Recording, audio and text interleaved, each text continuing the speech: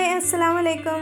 അപ്പം ഒരു കപ്പ് ഉഴുന്ന് കൊണ്ട് നമ്മുടെ കുട്ടികൾക്ക് ഒരാഴ്ചത്തേക്കുള്ള സ്നാക്സ് വീട്ടിലുണ്ടാക്കിയെടുക്കാം.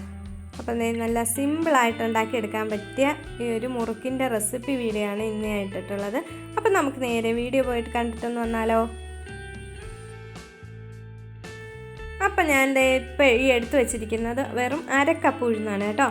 അതായത് നമ്മുടെ 250 ml കപ്പിൽ അരക്കപ്പ് ഉഴുന്നാണ് ഞാൻ എടുത്ത് വെച്ചിട്ടുള്ളത്. ഈ ഒരു ഉഴുന്ന് നന്നായിട്ട് കഴുകി വൃത്തിയാക്കി എടുത്തിട്ട് നമ്മുടെ കുക്കറിനകത്തിട്ട് ഒരു 4 വിസിൽ അടുപ്പിച്ച് ഒന്ന് വേവിച്ചെടുത്ത് വെച്ചേക്കുവാണ് കേട്ടോ. അപ്പോൾ നമുക്ക് എടുത്ത ഉടനെ തന്നെ കുതിർക്കൊന്നും വേണ്ട, എടുത്ത ഉടനെ തന്നെ കഴുകിയിട്ട് നമ്മുടെ കുക്കറിനകത്തിട്ടിട്ട് ഒന്ന് അടിച്ചെടുക്കുക, ഒന്ന് വേവിച്ചെടുക്കണേ. അതിനുശേഷം നമ്മൾ വേവിച്ചെടുത്ത് വെച്ച ഈ ഉഴുന്ന് നമ്മുടെ മിക്സിയുടെ ജാറിലേക്ക് ഇട്ടിട്ട് ഒന്ന് അരച്ചെടുക്കണം.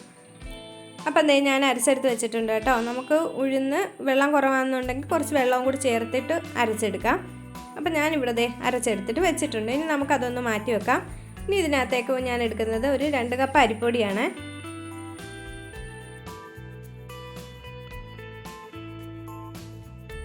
ഇനി ഈ അരിപ്പൊടിയിലേക്ക് നമുക്ക് കുറച്ച് കറുത്ത എള്ള് ചേർത്ത് കൊടുക്കാം കേട്ടോ. ഞാൻ ഇപ്പോൾ 1 ടീസ്പൂൺ കറുത്ത എള്ള് ചേർത്ത് കൊടുക്കുന്നുണ്ട്. അതുപോലെ തന്നെ ആവശ്യത്തിനുള്ള ഉപ്പുകൂടി ചേർത്ത് കൊടുക്കാം.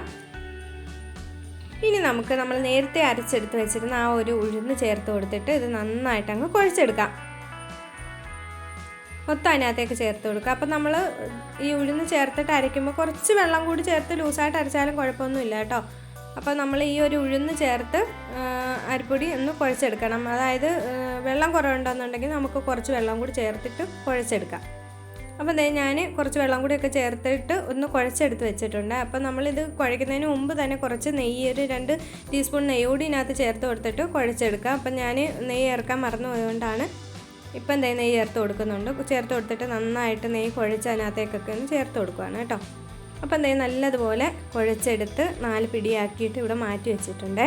ഇനി നമുക്ക് വേണ്ടതെന്ന് വെച്ചാൽ നമ്മുടെ ഇടിയപ്പത്തിൻ്റെ ആ ഒരു അച്ചിനകത്തുള്ള സ്റ്റാറിൻ്റെ ഒരു അച്ചാണ് ഞാൻ എടുത്തേക്കുന്നത്.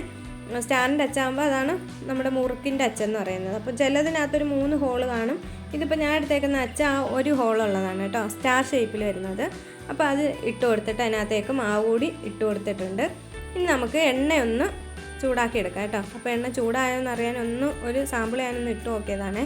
അപ്പോൾ എണ്ണ നന്നായിട്ട് ചൂടായി വന്നിട്ടുണ്ട്. ഇനി നമുക്ക് ഇതിനകത്തേക്ക് ഇതൊന്ന് ഇട്ട് കൊടുക്കാം. അപ്പോൾ മുറുക്കൊക്കെ പല ഷേപ്പിൽ വരാറുണ്ട്. അപ്പോൾ ഏത് ഷേപ്പിലാണോ വേണ്ടതെന്ന് വെച്ചാൽ നമ്മുടെ ഇഷ്ടത്തിനനുസരിച്ച് ഇട്ട് കൊടുക്കുക കേട്ടോ. അപ്പോൾ ഒരു പാത്രത്തിലേക്ക് ആക്കി വെച്ച് കൊടുത്തിട്ട് എണ്ണയ്ക്കകത്തേക്ക് പറക്കി ഇട്ട് കൊടുത്താലും കുഴപ്പമൊന്നുമില്ല. ഞാനിപ്പോൾ നേരിട്ട് എണ്ണയിലേക്ക് ഇങ്ങനെ ഒന്ന് ഇട്ട് കൊടുക്കുവാണേ.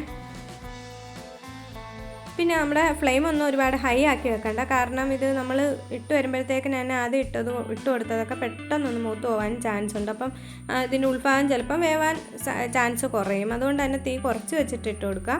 അപ്പോൾ കുറഞ്ഞ തീയിൽ തിരിച്ച് മറിച്ച് വിട്ടിട്ട് നന്നായിട്ടങ്ങ് ഫ്രൈ ചെയ്തെടുക്കുക കേട്ടോ.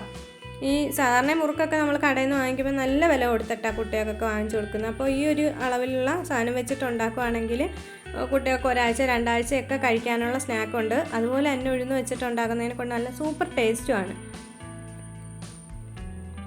അപ്പോൾ നമ്മുടെ ആ ഒരു മുറുക്ക് കളറൊക്കെ ഒന്ന് ചെറുതായിട്ട് മാറി ഒരു ചെറിയ ബ്രൗൺ നിറമൊക്കെ ആയിട്ട് വന്നിട്ടുണ്ട് കേട്ടോ. ഒരുപാടിട്ടങ്ങ് മൂപ്പിച്ചൊന്നും എടുക്കണ്ട.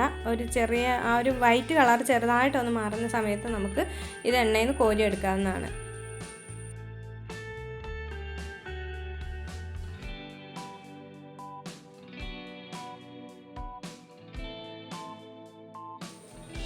അപ്പം നമ്മുടെ മുറുക്കിൻ്റെ പണി ഇവിടെ തീർന്നിരിക്കുകയാണ് കേട്ടോ.